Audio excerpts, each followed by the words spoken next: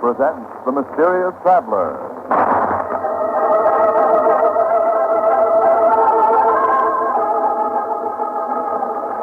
This is The Mysterious Traveler, inviting you to join me on another journey into the realm of the strange and the terrifying.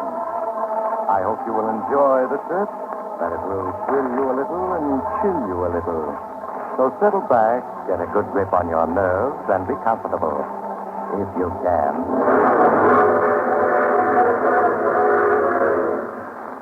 Where are we going? Why, today we're going to venture into a fantastic and little-known field. The human mind. It's a story I call Mind Over Murder.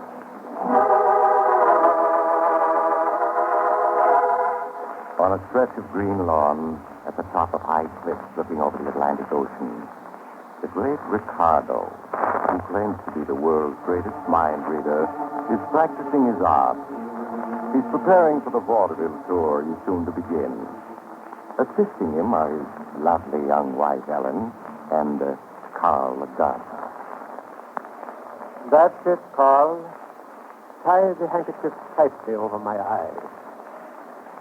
Now, are you sure I can see nothing? Nothing whatever? I know positive you can't, Mr. Ricardo. I'll bet my month's wages on it. You are quite right. My eyes are in darkness. But my mind is not. Helen, Yes, Ricardo? did you bring out the basket of books I asked you to? Yes. I have them here. All right, Carl, go pick a book out of the basket. Any book at all. Yeah, sure thing, Mr. Ricardo. Now what? Now open it to a page, any page. Have you done this? Yeah? Good. Now concentrate on the book. Think about the title and the number of the page. Think about it now. Yes, it is coming to me. The title is Murder by Experts, and the page, you have opened it to page 27. That's right, Mr. Ricardo. Gosh, I don't know how you do it. That is very simple, Paul. With the eyes of my mind, I read your thoughts. Now, I want to try something else. Helen, Yes, Ricardo. sit in the wicker chair over here on my right. Turn your back to both me and Carl. You aren't going to... Please do not argue. Do as I say. I just found yesterday my head ached for hours. Please. It would come easier. In time, sit down. And let your mind free of all thoughts. Yes. I want you to look with your mind into Carl and to read there what his eyes see on the page before him. Okay. I have said that you must. All right. I'll try. Now, Carl, Yes, Mr. Ricardo. take another book, open it to the first page of the story, and concentrate on it. Right. I get you. Now, Helen, read the page at which Carl is looking. I command you, by the powers of the mind, breathe. My head hurts so it's so little conflict. Breathe. I see something. Words, title, vision, judgment, are faith, Continue. Breathe. No, I can't make it out of my blur. I can't see anything clearly. Oh, my head. Carl, was she correct? Yes. Well, that's all I want to know. You can leave now. Okay, Mr. Ricardo. The roses need watering. I better tend to them right away. Yes, right away. That's interesting. He's afraid of me. How do you feel, Ellen? My head hurts. There, my dear. It will quickly pass. And in no time, you'll find the whole thing as easy as powder in your nose. Ricardo, I just can't help you in your eyes when you tell me to try to read something in Carl's mind. I feel as if my brain was going to split. You will help me, my beautiful one. You will see. Now, I'm going into the house. You may sit there and look at the ocean until your head feels better. Or you will have company. I see my handsome young press agent come and go. You must be nice to him, Ellen. He's really a very good specialist. Oh, there you are, Ricardo. I was looking for you. It's too bad your mind is one of the few I cannot penetrate, Tom, or I would have known that. Was it about something special? Oh, just about these advanced stories to go out to the Boston editors. I have them all written. I'm going up to the house now, and I'll read them right away. Stay and keep Ellen company, Tom. I'll see you both presently. All right, Ricardo. What's the matter, darling? What's he been doing? It's nothing, Tom. I just have a little headache. He's making you work with him in his act again, hasn't he? Please, Tom, I'm all right. Helen, listen to me. You know things can't go on the way they are. You've got to leave Ricardo. Do you hear? Leave him and divorce him. No, Tom, I can't. I just can't. You're the death of him, but there's no reason to be. He's just a phony mind No, reader. Tom. He's not phony. He can read minds. Sometimes he tells me just what I've been thinking. Oh, Tom, it frightens me. I wish I could read. He won't let me. I tried and I do something terrible. No matter what, I'm going to get you away from Ricardo. I'll kidnap you if necessary. Here he comes back. Well, I'm glad to see you're feeling better, Helen. Is it Tom who has put that sparkle in your eye and that gush in your cheek? Of course not. I would not like it if I thought so. I should be very angry if my beloved had eyes for anyone but me. Of course, you haven't, have you, Helen? No. No, of course not. For you love me devotedly, do you not? I love you. Devotedly. You always will in this world and in the next. I always will. In this world and the next. You see, Tom? You see why I dare leave my lovely Helen alone with you? I have perfect faith in her. When we start our tour week after next, I will be quite busy much of the time, and I hope you won't mind keeping Helen from being lonely. I'm sure the trip won't bore you. I expect it to be most entertaining.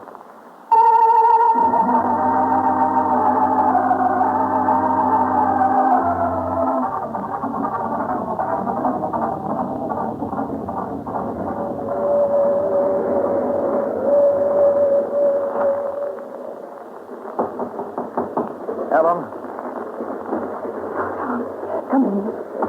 Helen, the train's just coming into Bridgeville. Ricardo's still in the diner. Are you ready? Yes, I just thought of putting on my hat and coat. I didn't pack anything because he said not to, but... Oh, Tom, I'm frightened. Helen, you've got to get hold of yourself. Ricardo's not superhuman. Sometimes I think he is, Tom. I'm positive that he knows everything he says. He's just playing with it. He seems so amused ever since the tour started. He seems to have been deliberately throwing us together just to see what happens. Stop worrying. In a minute, you'll be through with him forever. The bus for Chicago leaving Bridgeville 5 minutes after we get off. In Chicago, you can stay with my mother until you can get a divorce. Then you're going to marry me. Tom, I'm afraid. That's the whistle for Bridgeville. We're going for the station. Quick, get your coat. Oh, I can't help it. Here, I'll give you a hand here. You got it on? What? Ricardo! Yes, my dear. I was worrying about your headache, so I left my lunch to come and see how you were. Well, I'm feeling a little better. I was going to take a walk on the platform and get some coffee. Yes, I see you have your coat on. Oh, but alas, we only stopped for a minute. Hardly long enough for a walk. No, I suppose not. So this is Bridgeville. The busy town. On the main bus route to Chicago, I understand. Is it? Someday I should show you Chicago, Helen. You'd like that, wouldn't you? Yes. I would like that. Ricardo, stop torturing. Torturing? Ellen? Why, Tom, what a curious idea. I would give my life for Ellen. And she for me, wouldn't you, darling? Yes. I'd give my life to you. To most people, that is an empty phrase, but Ellen means it. I will prove it to you, Tom. I'm not interested. Oh, but you are. Ellen, my love. Yes, Ricardo. Ellen, I'm taking a revolver from my pocket. Here, now you take it from me. Yes, Ricardo. What are you up to? Point the revolver at your heart, my dear, and pull the trigger. Yes, Ricardo. Helen, stop! Stop! No, Tom. Let go of my wrist. You shall not interfere. Ellen, pull the trigger. Yes, I'll pull it. Helen! You... Nothing happened. No, of course not. The gun was empty. But Helen didn't know that, did you, my darling? No. I didn't know that. So she would have died just because I asked her to. Such devotion is very rare. It is the kind that lasts through all eternity, as ours will. For we shall always be together, Helen and I, while we live after we die. Nothing will ever separate us. Nothing, whatever.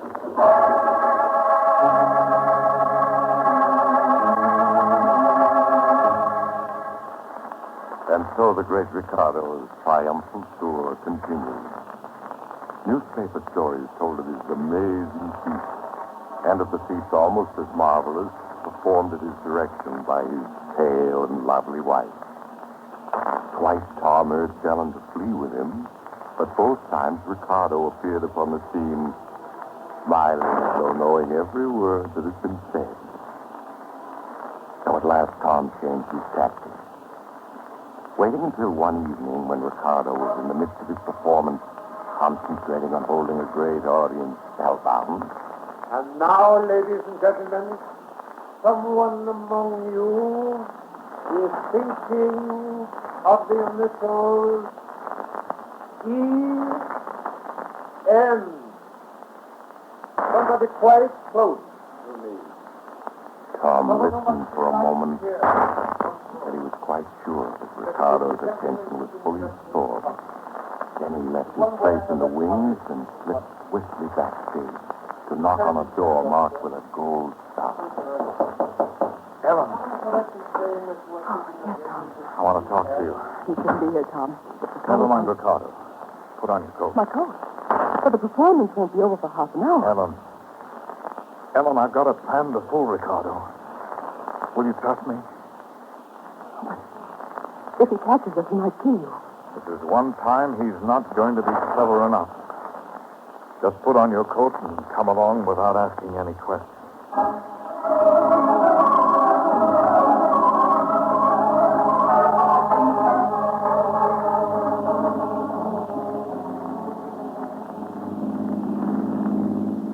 But where are we, Tom? We've been driving for an hour, turning this way and that, and I haven't any idea which way we've come. You're not supposed to have, Helen. Don't you see, if you don't know where you are, Ricardo can never know either, even if he can make contact with your mind from this distance. I never thought of that. But I did. So this time I made my plans without telling you. The Hillview Inn. Oh, what a quaint little place, Tom. And what a lovely view over the hills. Yes, sir. It's a funny little place. I found the ad in the paper. There. I've engaged a room for you and one for me. We'll stay here tonight. Tomorrow, Ricardo will be in Buffalo, and we'll be heading in the opposite direction. Tom, there's someone standing in the shadow beside the porch. That's probably the manager waiting for us. Is that you, Mr. Adams? No, Tom. This is I, the cop. What? Yes, my beloved. I've been waiting for you. What took you so long, Tom? How did you get here? How did you know we were coming here? Why, Tom, it was I who told you to bring Helen here. That's a lie. No one knew we were coming here but myself. Did you think this was your idea? On the contrary, I put the thought into your head every bit of it. That's impossible. I even suggested to you to look in the paper where you could find the advertisement for this delightful little inn. I don't believe it. Yes, Tom, at last, after painful effort, I have succeeded in forcing my thoughts into your mind. And now I have another little matter to settle with you. Your undesired attentions to my wife. Helen isn't your wife anymore, Ricardo. She's left you for good. Helen, is that true? No, Ricardo. I love you. Helen, he's making you say that.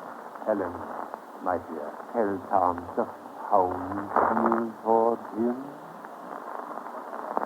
I've been playing with you, Tom, to amuse myself. You've been very stupid not to realize it. I'm not impressed by your tricks, Ricardo. Helen is leaving here with me now. Helen is not leaving, but you are. You see that railing behind you? Beyond it is a 50-foot drop to a rocky ledge. What of it? In a moment, you are going to fall accidentally over that railing and be killed to see there are only the two of us. And I am far stronger than you. Oh. Now, I will show you a trick of Oriental wrestling. Tom, look out. He's walking back the railing. Maybe I know some tricks too, Ricardo. Now, how do you like this one? Tom, he's going to win. He's lying down there on the ledge. His body's all twisted. Yeah. I'm afraid he's dead. No, he isn't. He's alive. He's in pain. He's making me feel pain, too. No, Ricardo. No. Stop it. Stop it.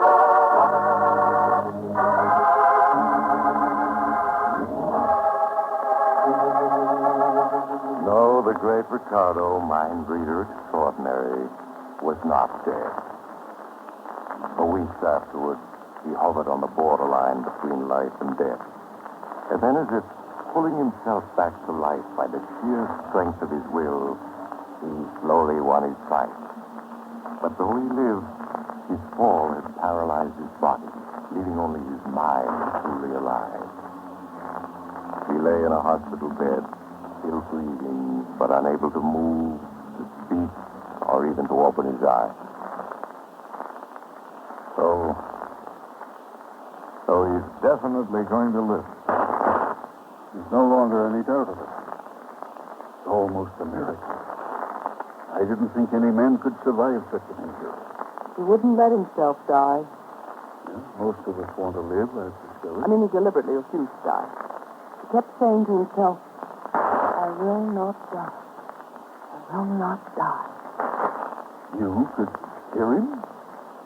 But he's paralyzed. He can't speak. I could hear his voice in my mind. Oh, I see. Yes, he's going to live. But he'll never move, nor speak, nor see again. Yes, he knows that. I beg your pardon? Ricardo knows that he'll never recover. He wants to go home. I have to take him there. I will look after him. Helen, you I can't. have to. Tom, don't you see? I'm his prisoner again. A prisoner of his mind. And this time I'll never escape.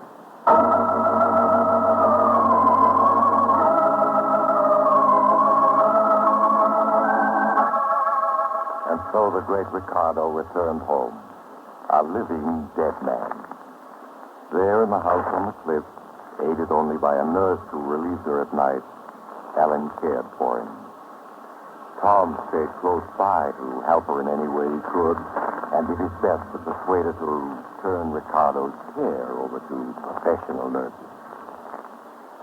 Helen, listen to me. You can't ruin your life like this just to care for a man you hate. I have to. I can't go away. He won't let me leave the house. If I do, I find myself turning back without knowing what I'm doing. But, Helen, you... My mind isn't my own. Be controlled. Lying in his bed in that room there, never moving. Ricardo controls my mind. Oh, Helen, I'm sure that's just a delusion. A psychiatrist could prove it to you. Ricardo was injured, helpless. But his mind isn't. More powerful than ever. All his strength is concentrated in it. If it weren't for the power of his will, he'd die. But he doesn't want to die. He's planning something. Planning what? I don't know. But he still hates me and wants revenge. Now, you are letting your imagination run away with you. What can a man in Ricardo's condition do? I don't know, but he has something in his mind. Helen, you're overwrought. You need sleep. Look, darling, why not take a sedative and go to bed? In the morning, we can talk again. I have to wait until the night nurse gets here. All right, I'll stay with him until then. Now, go on. Get to bed. All right, Tom. I do need rest. But you better wait in the room with him. I'll go in now. Good night, Helen. Good night, Tom. So, there you are. The great Ricardo. A man who was better than anyone else in the world. Now you're a living dead. I wish you were a dead one. Then why don't you kill me, Tom? What? Why don't you kill me? Just put your hand over my mouth for a moment and you'll be rid of me. Carter. You can't be talking. You're paralyzed. I can speak to you, Tom. I speak with my mind, not with my voice. No, I don't believe it. You always were stubborn. Listen. Just now you were trying to get Helen to leave me. But she never will. Helen and I are joined together for all eternity. I'm going to free her from you somehow. Do you hear, Ricardo? Now you're threatening me. That means you do believe my mind can speak to yours. Good. We'll have many interesting conversations in the days to come. Now, I'm going to rest. Good night, Tom. I shall see you tomorrow. You won't want to come, but you will.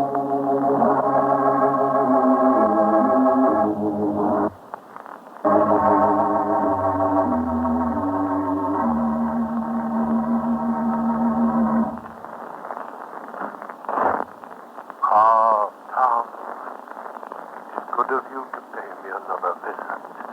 I was hoping you would come today. In fact, I might say I was willing it, and you came.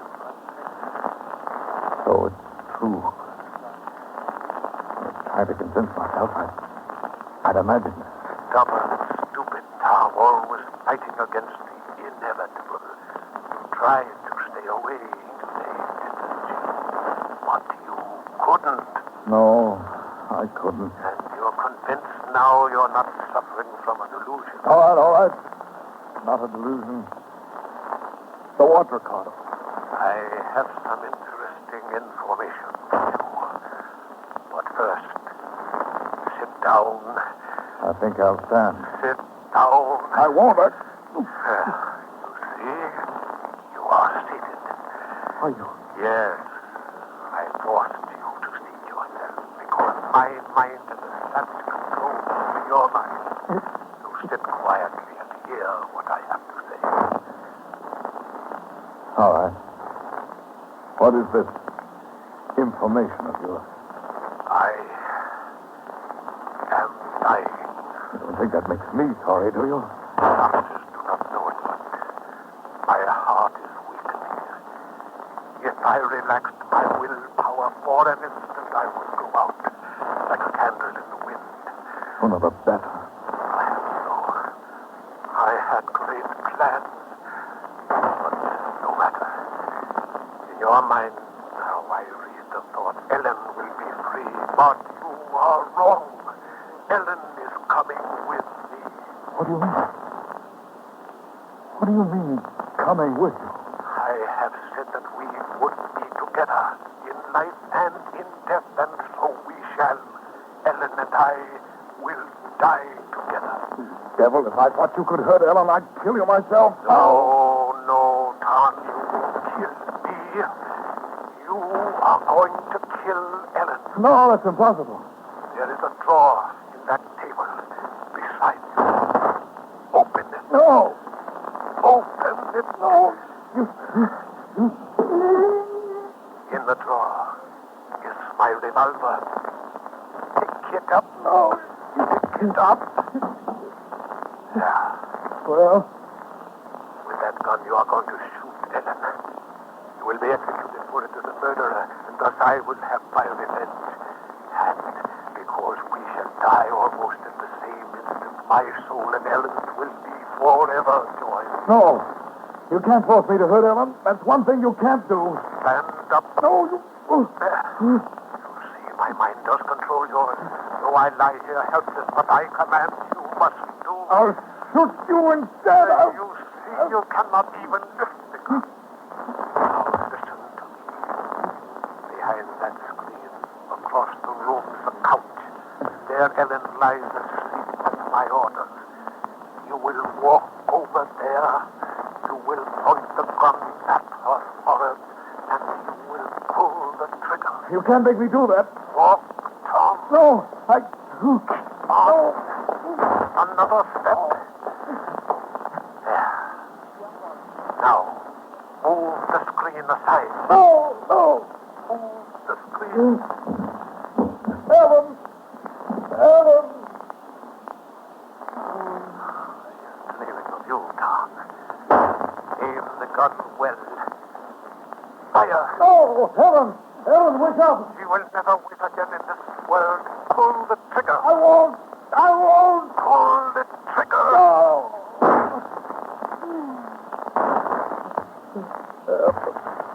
Oh, Helen. Yes, her mind has gone blank. I can't no longer. Oh, I tried not to do it, Helen. Do it, but Helen, speak to me. She is dead. And when the police come, they will arrest you, and you will die for her murder. I don't care.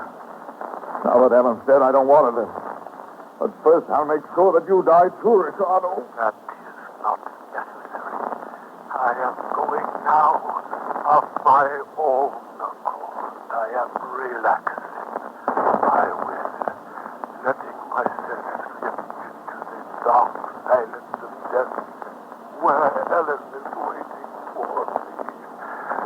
She's there. She's just across the threshold, waiting for me. She's eager for me. No! No, you've tricked me! I won't die! I won't.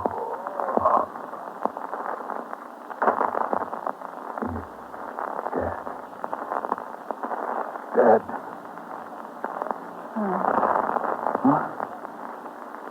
Oh, Helen. where are you? Helen. What's happened? My head is... It's so strange. Oh, Helen, my darling, you're not dead. But I shot you. I thought I killed you. Killed? Yes, but I didn't. I only wounded you. Scalp wound. Oh, I don't understand, Tommy. Where's the Ricardo? Strangest feeling that he's gone. He is gone. He is gone. Oh, I see it all now. I thought I'd killed you. Because I thought so. Ricardo thought so, too. But I was wrong. And because I was wrong, he was wrong, too. No. He's dead? Yes, Helen. Free of him forever. Ricardo made a mistake and let himself die believing that you were already dead. Oh, yes, my darling. This time he's gone for good. Ricardo was clever. But in the end, he outwitted himself.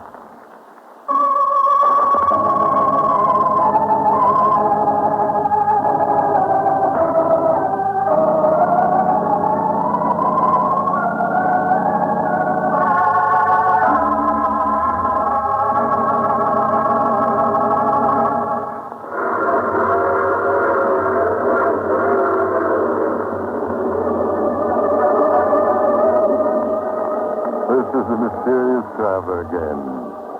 Did you enjoy our little trip? What became of Tom and Ellen? Why, Ellen's wound was serious, but far from fatal. Not nearly as fatal as Ricardo's mistake. Tom and Ellen are very happy now. And I wonder if they're as safe as they think they are. When you're dealing with a mind like Ricardo's, can you ever be quite sure, even though he is dead? I knew a man once everybody thought was dead, and he... Oh, you have to get off here. I'm sorry.